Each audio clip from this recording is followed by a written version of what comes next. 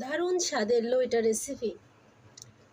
লইটা মাছ ভুনা, চলুন দেখি এটা আমি কিভাবে করলাম।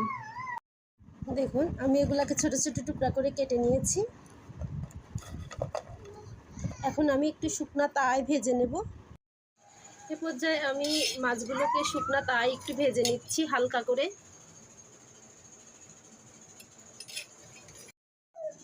দেখুন আমি মাছগুলোকে পরিষ্কার পানি দিয়ে ধুয়ে নিয়েছি। প্রথমে এটাকে শুকনো তাওয়ায় ভেজে তারপর এটাকে আমি গরম পানি দিয়ে ভিজিয়ে রেখেছিলাম কিছু সময়ের জন্য।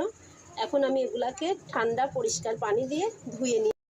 দেখুন প্রথমে আমি চুলাতে একটি প্যান দিয়ে দিলাম। প্যানটা একটু গরম হয়ে আসলে আমি সেখানে একটু সরিষার তেল দিলাম। শুটকি মাছে সবসময় সরিষার তেল দিলে মজাটা বেশি লাগে, সেন্টটা বেশি পাওয়া যায়, টেস্টটাও বেশি আসে। আমি এখন তেলটা গরম হয়ে আসলে এখানে কিছু রসুন আর একটু পেঁয়াজ দিয়ে দেব। রসুন আর পেঁয়াজগুলো আমি এখানে দিয়ে হালকা করে একটু ভেজে নেব।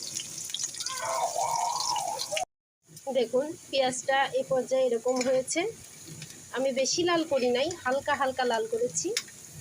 এ পর্যায়ে আমি কিছু রসুন থেতো করে রেখেছিলাম, এটা কিছুটা দিচ্ছি আর কিছুটা এখানে রেখে দিচ্ছি। এগুলো আমি পরে ইউজ করব। সঙ্গে কিছু কাঁচামরিচ অ্যাড করে দিলাম।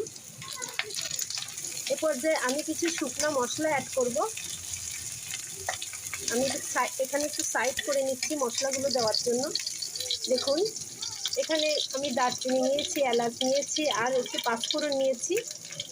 একটা তেজপাতাকে মাঝখান দিয়ে কেটে নিয়েছি, এটা আমি এখন এখানে দিয়ে দিলাম। এটা দিলে এটার যে একটা পারফিউম আছে সেটাতে শুটকির মজাটা দ্বিগুণ করে দেয়। এটা একটা টিপস, এই শুকনো উপকরণগুলো যদি এইভাবে দেওয়া যায় শুটকি মাছটা অনেক বেশি টেস্ট হয়। দেখুন এ পর্যায়ে আমি কিছু বাটা মশলা অ্যাড করব। আমি এখানে কিছু ধনিয়া, কিছু জিরা আর কিছু আদা বাটা আছে, আমি এগুলাকে দিয়ে দিলাম। এলাচ ফলও একটা আছে, আমি যখন পাটায় ম্যাশ করেছিলাম তখন এলাচ ফলের সঙ্গে একটা নিয়েছিলাম। এখানে আমি কিছু পেঁয়াজ আমি পাটায় ম্যাশ করে নিয়েছি, এগুলো এখানে অ্যাড।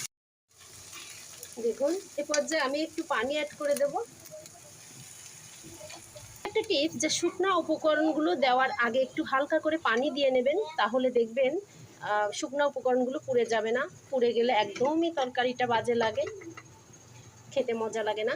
দেখুন আমি এখানে লাল মরিচের গুঁড়া দিচ্ছি, সামান্য হলুদের গুঁড়া দিচ্ছি হাফ চামচ পরিমাণ, এখানে ধনিয়া গুঁড়া আছে এটা হাফ চামচ পরিমাণ দিয়ে দিলাম, আমি লবণ দিলাম